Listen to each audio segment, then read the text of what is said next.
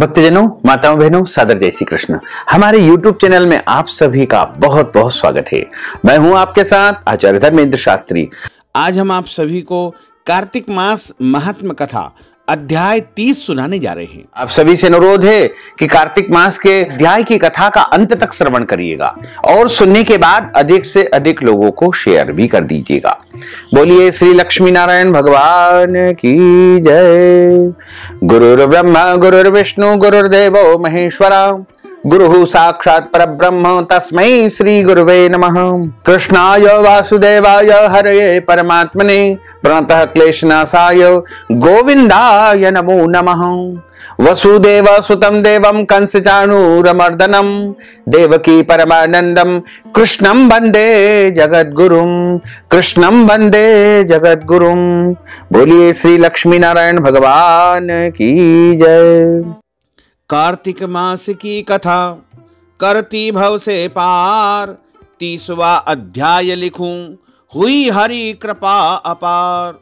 भगवान श्री कृष्ण सत्यभामा जी से बोले कि हे प्रिय, नारद जी के यह वचन सुनकर के महाराजा पृथु बहुत आश्चर्यचकित हुए।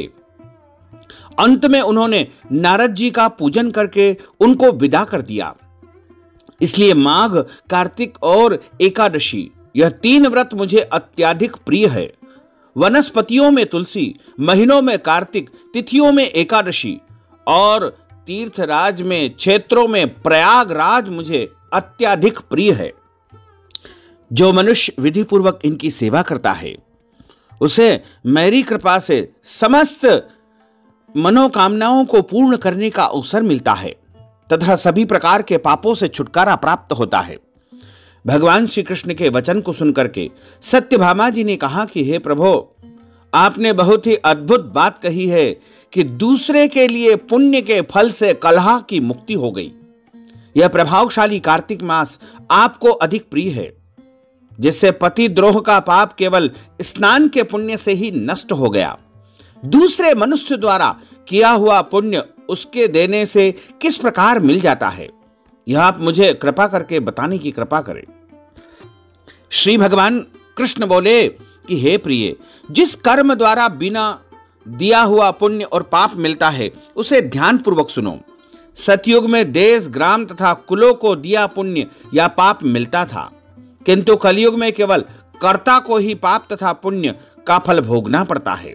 संसर्ग न करने पर भी वह व्यवस्था की गई है और संसर्ग से पाप और पुण्य दूसरे को प्राप्त होते हैं। उसकी व्यवस्था भी सुनो। पढ़ना, यज्ञ कराना और एक साथ भोजन करने से पाप पुण्य का फल आधा प्राप्त होता है। एक आसन पर बैठने तथा सवारी पर चढ़ने से, श्वास के आने जाने से पुण्य व पाप का चौथा भाग जीव मात्र को मिलता है। छूने से, भोजन करने से और दूसरों की स्तुति करने से पुण्य और पाप का 6वां भाग मिलता है। दूसरों की निंदा, चुगली और धिक्कार करने से उसका 7वां भाग प्राप्त होता है। पुण्य करने वाले मनुष्यों की जो कोई सेवा करता है वह सेवा का भाग लेता है और अपना पुण्य उसे दे देता है। नौकर और शिष्य के अतिरिक्त जो मनुष्य दूसरों से सेवा करवाकर उसे पैसे नहीं देता है वह सेवक उसके पुण्य का भागी होता है।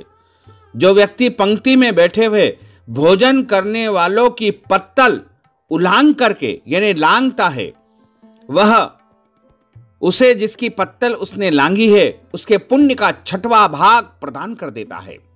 स्नान तथा ध्यान आदि करते हुए मनुष्य से जो व्यक्ति बातचीत करता है या उसे छूता है वह अपने पुण्य का 6वां भाग उसे प्रदान करता है। जो मनुष्य धर्म कार्य के लिए दूसरों से धन मांगता है वह पुण्य का भागी होता है। ठीक उसी प्रकार जिस प्रकार की दान करने वाले का पुण्य का भागी होता है, जो मनुष्य धर्म का उपदेश करता है और उसके बाद सुनने वाले से याचना करता है वह अपने पुण्य का 6वां भाग उसे प्रदान कर देता है।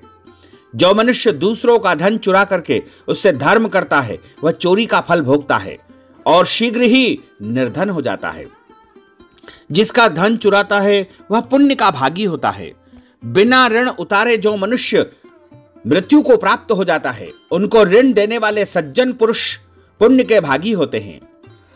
शिक्षा देने वाला, सलाह देने वाला, सामग्री को जुटाने वाला तथा प्रेरणा देने वाला यह पाप और पुण्य के 6वें भाग को प्राप्त करते हैं।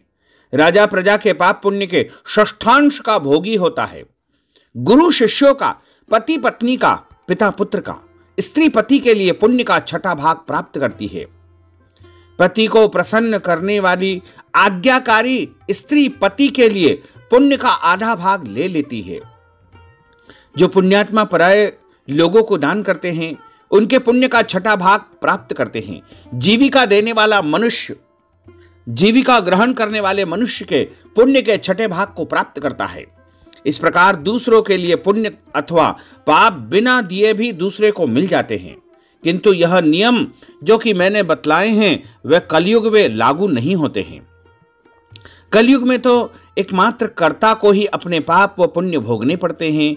इस संबंध में एक पवित्र इतिहास है जो कि बुद्धि प्रदान करने वाला है, जो कि अगले अध्याय में ही आपको प्राप्त हो सकेगा। यहाँ पर कार्तिक मास के 30वें अध्याय की कथा का समापन होता है। बोलिए श्री लक्ष्मी नारायण भगवान की जय।